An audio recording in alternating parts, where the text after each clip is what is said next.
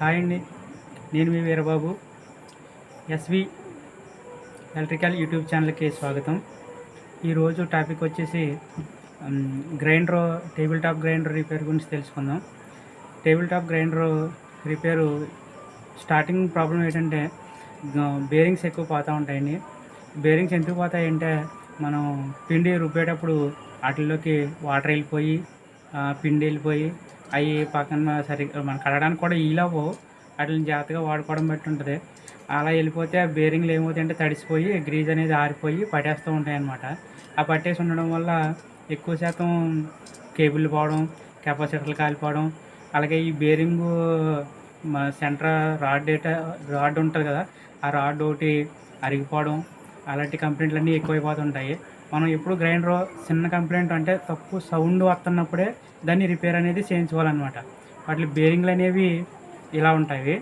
ఈ బేరింగ్లు వాటర్ వెళ్ళిపోవడం వల్ల ఇంక ఇలాగ బాగా ఆరిపోతూ ఉంటాయి అన్నమాట. మన దగ్గర ఒక గ్రైండర్ వచ్చింది, దాన్ని రిపేర్ చేసి చూపిస్తాను మీకు. చూద్దాం. పవర్ ఇద్దాము. పవర్ ఇచ్చిన తర్వాత కంప్లైంట్ ఏంటంటే మనకు అర్థమవుతుంది.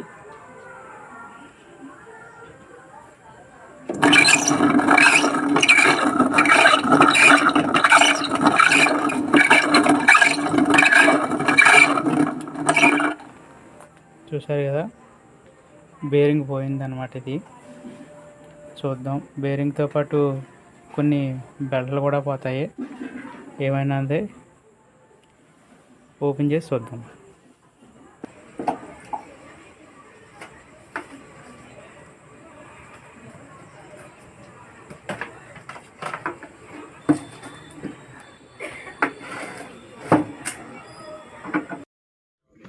చూసారు కదా సౌండ్ ఎలా వచ్చిందో, బర్రమని సౌండ్ వచ్చేస్తుంది. ఈ సౌండ్ అనేది మనం చూసాం కాబట్టి ఇప్పుడు మనం ఓపెన్ చేద్దాము. ఓపెన్ చేసిన తర్వాత ఇక లోపల అనేది ఇలా ఉంటుంది అనమాట. ఒక మోటరు, కెపాసిటరు, కేబుల్, చక్రం. సరే, బేరింగ్ పోవడం వల్ల ఎలా ఊగిపోతుందో చక్రం బాగా ఎక్కువ ఊగుతుంది అనమాట. చక్రం అనేది ఇలా ఊగకూడదు. అలా ఊగిందంటే ఇంకా అన్నిటిని చెడగొడుతుంది. మోటార్కి భారం అయిపోతుంది, బెల్ట్ అరిగిపోతుంది, అలాగే మనకి గ్రైండర్ కూడా ఊగుతూ తిరుగుతుంది అనమాట. ఈ బేరింగ్ అనేది మార్చుకోవాలన్నమాట. కంప్లైంట్ ఇప్పుడు స్టార్టింగ్లో ఉంది కాబట్టి పర్వాలేదు. ఈ 4 స్క్రూలు ఉంటాయి. కొన్నిటికైతే నట్లు ఉంటాయి. స్క్రూలు ఓపెన్ చేసుకొని మనం జాగ్రత్తగా వీటిని సెట్ చేసుకోవాలన్నమాట. తీసేయాలి. మొత్తం తీసిన తర్వాత ఓపెన్ చేస్తే పైన రబ్బర్ సీల్ ఉంటుంది, లాకులు అనమాట. వాటర్ వెళ్ళిపోకుండా వాటిని జాగ్రత్తగా మనం బయట లాగేసుకుంటే వచ్చేస్తాయి. కొన్నిటికి అల్యూమినియం సెట్ ఉంటుంది. అదైతే మనం సాఫ్ట్ కూడా వచ్చేద్ది అనమాట, ఉంటుంది అనమాట, తీసేసుకోవచ్చు దాన్ని బయటికి. ఇది అయితే ఇంకా రావడం గట్ట ఉండదు, ఇంకా యాక్సెట్ అనమాట. ఇంక బయటకు అనేది ఊడి రాదు. ఇంకా చక్రం చూసారా, ఇదనమాట చక్రం. ఇది బేరింగ్ పైన చక్రం నిలబడి ఉంటుంది. ఈ బేరింగ్ అనేది మనం జాగ్రత్తగా ఇప్పుడు ఈతలకు తీయాలి. వీటికి పుల్లర్ టైప్ ఒకటి తయారు చేసుకుని మేము దాంతోనే తీస్తున్నాము. అదైతే కొంచెం సింపుల్గా ఉంటుంది. ఇవి అసలు ఊడి రావు, చాలా ఇబ్బంది పడేస్తాయి. కొడితేనేమో ప్లాస్టిక్ మూలన ఇరిగిపోతూ ఉంటాయి. మీరు చూడొచ్చు. ఇదనమాట, దీన్ని పెట్టి కొడితే ఇలా వస్తుంది. దీని నట్టు ఉంటుంది మధ్యలో, నట్టు ఎల్లింగ్ చేసాం, 5 రోజుల నట్టు. ఆ నట్టు మనకి సాఫ్ట్గా ఎక్కేద్ది అనమాట. అలా కూడా తీసుకోవచ్చు. ఈ బేరింగ్ వచ్చి 6004 నెంబర్ బేరింగు దీనికి. ఈ బేరింగ్ అనేది రబ్బర్ సీల్ బేరింగ్ అనమాట. ఇవి కొంచెం వాటర్ గట్ట లోపలికి వెళ్ళకుండా మనకి బాగా పనిచేస్తుంది. ఈ బేరింగ్ అనేది మనం వేసుకోవచ్చు. ఈ బేరింగ్ కూడా బాగానే ఉంటుంది.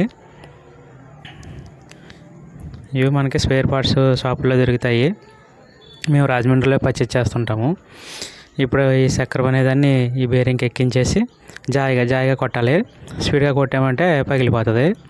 జాయిగా కొట్టుకొని మనం మళ్ళీ రబ్బర్ సీల్ అనేది ఖచ్చితంగా రబ్బర్ సీల్ ఉండాలి. ఇది కానీ లేదంటే పిండి ఆడేటప్పుడు వాటరు పిండి ఇందులోకి బేరింగ్లోకి వచ్చేసి బేరింగ్ అనేది డ్యామేజ్ అయిపోద్ది అనమాట.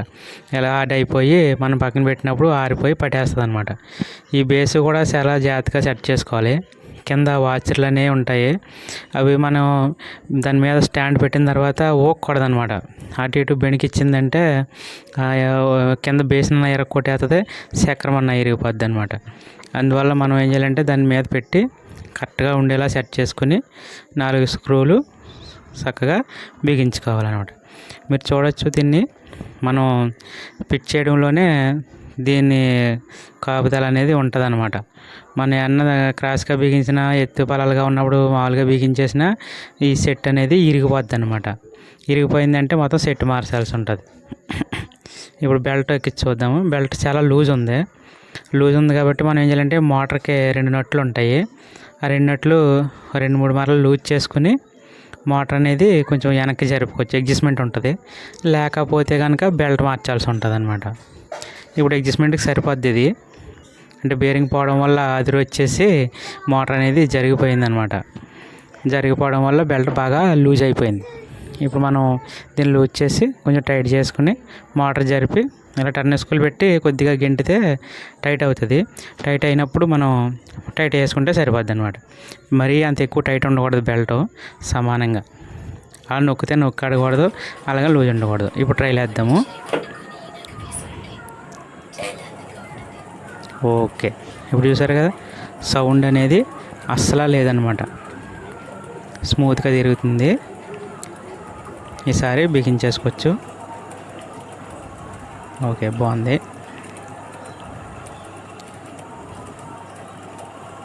ఈ డోర్ కూడా వేసుకొని బిగించేసుకొని మనం ఇంకా రన్నింగ్ పెట్టేసుకోవచ్చు అనమాట. ఓకే ఫ్రెండ్స్, వీడియో నచ్చితే లైక్ చేయండి, షేర్ చేయండి, మరిన్ని వీడియోల కోసం సబ్స్క్రైబ్ చేయండి. Thank you for watching. ధన్యవాదాలు. ఇలాంటి వీడియోలు లైక్లు కామెంట్లు చేస్తే మరిన్ని వీడియోలు చేయడానికి, కొంతమందికి చూడడానికి అవకాశం ఉంటుంది. కొత్త ఛానల్ కదా, సపోర్ట్ చేస్తారని ఆశిస్తున్నాము. ఓకే అండి, బాగానే పనిచేస్తుంది. ఓకే, చెప్పాం కదండి, మనం చిన్న కంప్లైంట్ ఉన్నప్పుడు రిపేర్ చేయించుకుంటేనే ఇది మనకి ప్రాబ్లం అనేది వేగా సాల్వ్ అవుద్ది అనమాట. Thank you.